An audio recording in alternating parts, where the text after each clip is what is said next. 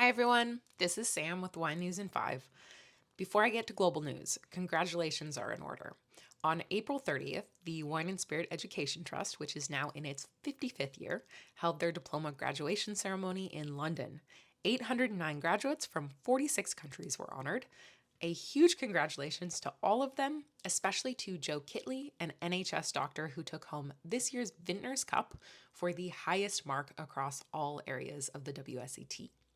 This year's Outstanding Alumni Award, presented annually in partnership between WSET and JancesRobinson.com, went to Gus Zhu, MW.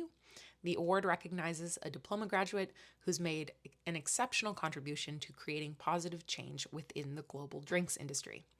Zhu holds a master's in viticulture and enology from UC Davis, and as a researcher, he's enhanced the industry's understanding of the sensory qualities of cork.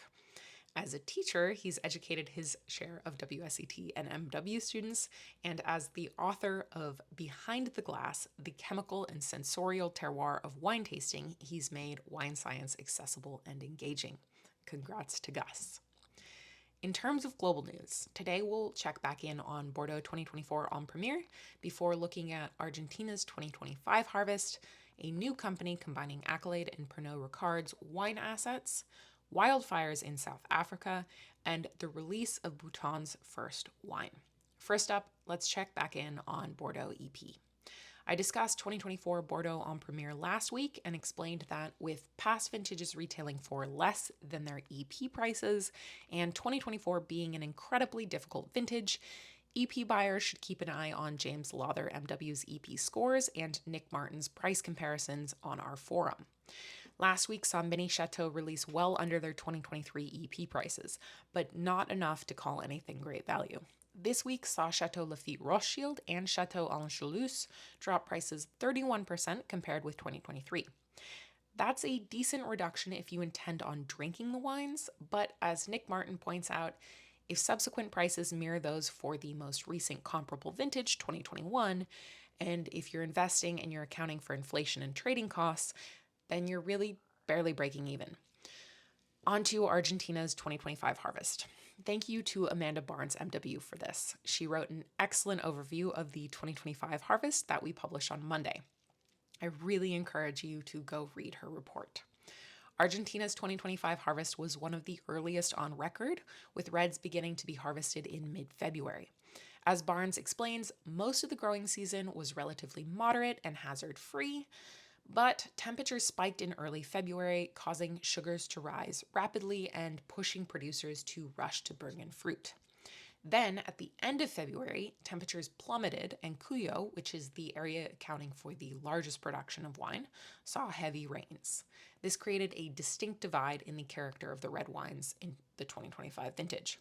It's a bit early to make declarations on how the finished wines will show, but Barnes's report suggests that the early picked wines are likely to be juicy and bold, with the later picked wines being more restrained with riper tannins. On to a new company combining Accolade with Pernod Ricard's wine assets. In July of last year, the owner of Accolade, which is Australian Wine Holdco, entered into a deal to purchase all of Pernod Ricard's Australian, New Zealand, and Spanish wine interests. That deal closed on April 30th. On the same day, Australian Wine Holdco announced that it had bundled all of Accolade's wine brands with the brands that were newly acquired from Pernod Ricard under a company called Vinarchy. Vinarchy consists of 11 wineries and 40 brands, including Jacobs Creek, Hardy's, and Campo Viejo. Next, wildfires in South Africa. On April 25th, fires erupted in the Tokai suburb of Cape Town, South Africa. The fires quickly spread across Table Mountain National Park to the Constantia GI. Malu Lambert, reporting for Decanter, wrote that vineyards of Baden-Verwachten, Steenberg, Constantia Utzig, and Klein Constantia were at risk.